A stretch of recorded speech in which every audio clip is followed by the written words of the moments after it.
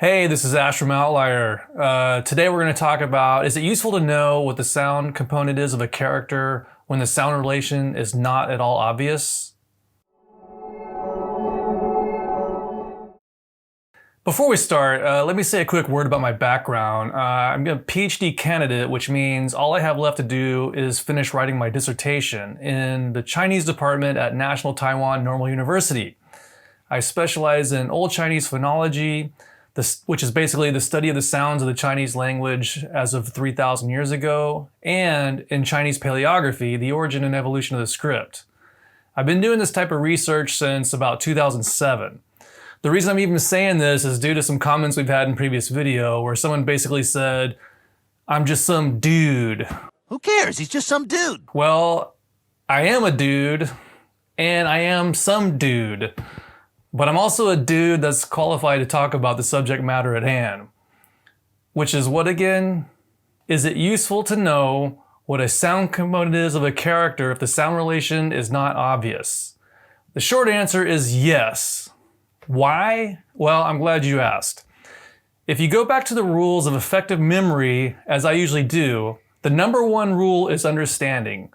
That is to say, the person doing the learning understands the thing they're trying to learn. The more you understand, the easier it will be to remember. Think of an empty room. When that room is completely dark, it represents not understanding at all. If the room is 100% lit, that represents perfect understanding. The darker that room is, the more difficult it is to remember. So the better we understand characters and how they actually work, that is to say, how they represent sound and meaning, the better we'll be able to learn new characters, recall old ones, and make intelligent predictions about ones we haven't even learned yet. So what does this have to do with strange sound components? Knowing that a component is giving a sound puts the matter to rest. Not knowing is like when you go for a job interview and you don't hear back from the company. It brings uncertainty. It raises a lot of questions like, have they decided yet? Did they hire someone else? When am I going to hear from them? Am I going to hear from them? Getting a rejection letter might not be fun, but it puts the matter to rest. In the same way, knowing puts your mind at ease and thereby increases the effectiveness of your learning. Having said that, there are a lot of sound components that appear at first glance not to have a connection, but if you know what to look for, there actually is an obvious connection. For instance, did you know that F in Mandarin comes from an earlier ba or pa? Look at this sound series for the sound component fan. You have ban, fan, ban, pan, ban. These are easy because they have the same rhyme. But if you know the F is related to ba-pa rule, you can easily see other connections that are less obvious. Like take the sound component fei. Fei is fairly easy to believe, but if you don't know the fa to ba-pa rule, you might have a hard time with pai. I didn't mention it before, but I was also in the Teaching Chinese as a Second Language PhD program back in 2006 to 2012. In 2009, we did a study on native speaker perception of sound components. 107 people filled out our survey, which was quite long and consisted of a bunch of questions about Chinese characters. The people who took the survey at the very least had a college degree.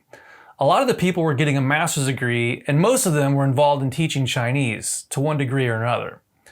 The survey was designed to test native speaker perception of various sound component types.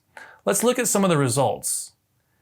As we would expect, over 95% were able to accept fei as a sound component for characters which have F as the initial and the same rhyme A, such as fei and fei.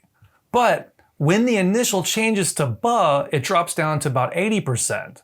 Then when the final also changes, down to less than 40%, accept fei as a sound component. But if you know the rules ahead of time, you can get much more out of sound components. And just to drive the point home, look at these two characters. Both are read pai. This is a case where the seemingly not obvious sound relation can be resolved via explanation. There are actually a lot of patterns like this, which we will add to our dictionary. And as such, many times we annotate a sound connection that isn't really obvious by adding the phrase, though the sound connection is not obvious in Mandarin. We do this both to give the reader closure on the matter and to act as a placeholder for when we add in our sound formulas. So this is why knowing a sound component is the sound component, even when the sound connection isn't obvious, is actually still useful. So if you didn't like my third tone in this video, check out this video which explains third tones. And if you liked the video or you found it useful, be sure to subscribe. And if you want to learn more about how to learn Chinese characters, check out our free webinar. The link is in the description.